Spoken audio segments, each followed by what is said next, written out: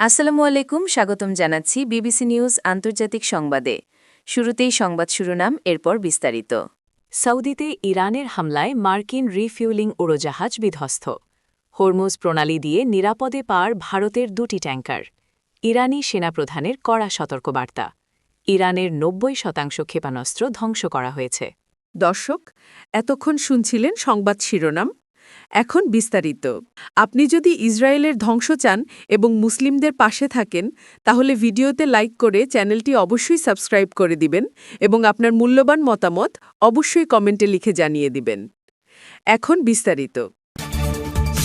সৌদিতে ইরানের হামলায় মার্কিন রিফুয়েলিং উড়োজাহাজ বিধ্বস্ত। মধ্যপ্রাচ্যে ইরান ও যুক্তরাষ্ট্রের মধ্যে চলমান সংঘাত এক ভয়াবহ রূপ নিয়েছে। সৌদি আরবে ইরানি মিসাইল হামলায় 5টি মার্কিন রিফুয়েলিং বিমান ক্ষতিগ্রস্ত হওয়ার পাওয়া গেছে। ওয়াল স্ট্রিট জার্নাল ও রয়টার্স সূত্রে এই তথ্য নিশ্চিত করা হয়েছে। ওয়াল স্ট্রিট জার্নালের প্রতিবেদন অনুযায়ী সম্প্রতি সৌদি আরবের প্রিন্স সুলতান বিমান ঘাঁটিতে ইরানের চালানো এক ক্ষেপণাস্ত্র হামলায় মার্কিন বিমান বাহিনীর 5টি রিফুয়েলিং বিমান ক্ষতিগ্রস্ত হয়েছে। মার্কিন কর্মকর্তাদের বরাত দিয়ে পত্রিকাটি জানায়, বিমানগুলো পুরোপুরি ধ্বংস না হলেও মেরামতের প্রয়োজন রয়েছে। তবে এই হামলায় কোনো প্রাণহানির খবর পাওয়া যায়নি। এদিকে বৃহস্পতিবার 12 মার্চ পশ্চিম ইরাকে মার্কিন সামরিক বাহিনীর একটি KC-135 রিফুয়েলিং বিমান বিধ্বস্ত হয়ে ভেতরে থাকা 6 জন ক্রু সদস্যই নিহত হয়েছেন। মার্কিন সেন্ট্রাল কমান্ড সেন্টকম শুক্রবার 13 মার্চ এই মৃত্যুর খবর নিশ্চিত করেছে। প্রাথমিক তদন্তে জানা গেছে, অন্য একটি বিমানের সঙ্গে সংঘর্ষের ফলে এই দুর্ঘটনা ঘটে। তবে এটি শত্রু বা বন্ধুভাবাপন্ন কোনো পক্ষের হামলার কারণে ঘটেনি। হরমুজ প্রণালী দিয়ে নিরাপদে পার ভারতের 2টি ট্যাঙ্কার। ইরানের আক্রমণ ও জাহাজ চলাচলে স্থবিরতার মধ্যে হরমুজ প্রণালী দিয়ে ভারতের 2টি এলপিজি ট্যাঙ্কার নিরাপদে অতিক্রম করেছে। ট্যাঙ্কার 2টি এখন ভারতের দিকে যাচ্ছে। ভারতের বন্দর, জাহাজ ও জলপথ মন্ত্রণালয়ের বিশেষ সচিব রাজেশ কুমার সিনহা এক সংবাদ সম্মেলনে এ খবর নিশ্চিত করেছেন। খবর রয়টার্সের। প্রতিবেদন অনুযায়ী শুক্রবার ভারতে ইরানের রাষ্ট্রদূত মোহাম্মদ ফাথালি সংবাদমাধ্যমকে দেওয়া এক বক্তব্যে ভারত ও ইরানকে অভিন্ন স্বার্থে বন্ধু রাষ্ট্র হিসেবে বর্ণনা করেন।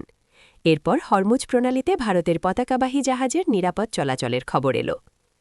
ইসরায়েলের সঙ্গে যুদ্ধের মধ্যে এর আগে ইরান এ জলপথ অতিক্রমকারী যে কোনো জাহাজে গুলি চালানোর হুমকি দেয়। বিশ্বের জ্বালানি বাজারের জন্য এ জলপথটি খুব গুরুত্বপূর্ণ। ইরানি সেনাপ্রধানের কড়া সতর্কবার্তা। ভারত মহাসাগরে ইরানের নৌবাহিনীর যুদ্ধজাহাজ IRIS দেনাতে হামলার ঘটনায় কঠোর প্রতিক্রিয়া জানানোর ঘোষণা দিয়েছে ইরান। দেশটির সেনাপ্রধান মেজর জেনারেল আমির হাতামি শনিবার একথা জানান। ইরানের রাষ্ট্রীয় বার্তা সংস্থা এরনা নিউজকে দেওয়া সাক্ষাৎকারে তিনি বলেন, IRIS দেনার নাবিকরা একটি শান্তিপূর্ণ মিশন শেষ করে দেশে ফিরছিলেন। সেই সময় কোনো ধরনের উস্কানি ছাড়াই জাহাজটির ওপর হামলা চালানো হয় এবং এতে শতাধিক নৌসদস্য নিহত হন। তিনি বলেন, এই হামলার যথাযথ জবাব দেওয়া হবে। মেজর জেনারেল হাতামি আরও বলেন, IRIS দেনার ক্রুরা ইরানের নৌবাহিনীর ইতিহাসে দেশপ্রেম, সাহসিকতা ও আত্মত্যাগের প্রতীক হয়ে থাকবেন। দেশের সামুদ্রিক নিরাপত্তা নিশ্চিত করা এবং নৌবাহিনীর সক্ষমতা বাড়াতে ইরানের প্রতিরক্ষা বাহিনী সর্বোচ্চ ত্যাগ স্বীকারে প্রস্তুত রয়েছে। গত 18 ফেব্রুয়ারি ভারতের অন্ধ্রপ্রদেশের বিশাখাপত্তমে আন্তর্জাতিক নৌমহড়া মিলন 2026 অনুষ্ঠিত হয়। এতে 70টিরও বেশি দেশ তাদের যুদ্ধজাহাজ নিয়ে অংশ নেয়। অংশগ্রহণকারী দেশগুলোর মধ্যে ইরানও ছিল এবং তারা তাদের যুদ্ধজাহাজ IRIS দেনা পাঠিয়েছিল। ইরানের 90% ক্ষেপণাস্ত্র ধ্বংস করা হয়েছে। গত 2 সপ্তাহ ধরে চলমান সংঘর্ষে যুক্তরাষ্ট্রের বাহিনী ইতোমধ্যেই ইরানের প্রায় 90% ক্ষেপণাস্ত্র ধ্বংস করেছে, এমনটা দাবি করেছেন যুক্তরাষ্ট্রের প্রেসিডেন্ট ডোনাল্ড ট্রাম্প। পাশাপাশি তিনি জানান, আগামী দিনগুলোতে ইরানের বিরুদ্ধে সামরিক অভিযান আরও জোরদার করা হবে। শুক্রবার 13 মার্চ মার্কিন সংবাদমাধ্যম ফক্স নিউজের সাংবাদিক ব্রায়ান কিলমিটকে দেওয়া এক সাক্ষাৎকারে ট্রাম্প এমন মন্তব্য করেন। তিনি বলেছেন, ইরান যুদ্ধে মার্কিন বাহিনী যে পরিমাণ অগ্রগতি অর্জন করেছে তা অনেকের ধারণার বাইরে। তার দাবি, শুধু ক্ষেপণাস্ত্রই নয়, ইরানের ক্ষেপণাস্ত্র ও ড্রোন তৈরির কারখানাগুলোকেও ধারাবাহিকভাবে ধ্বংস করা হচ্ছে।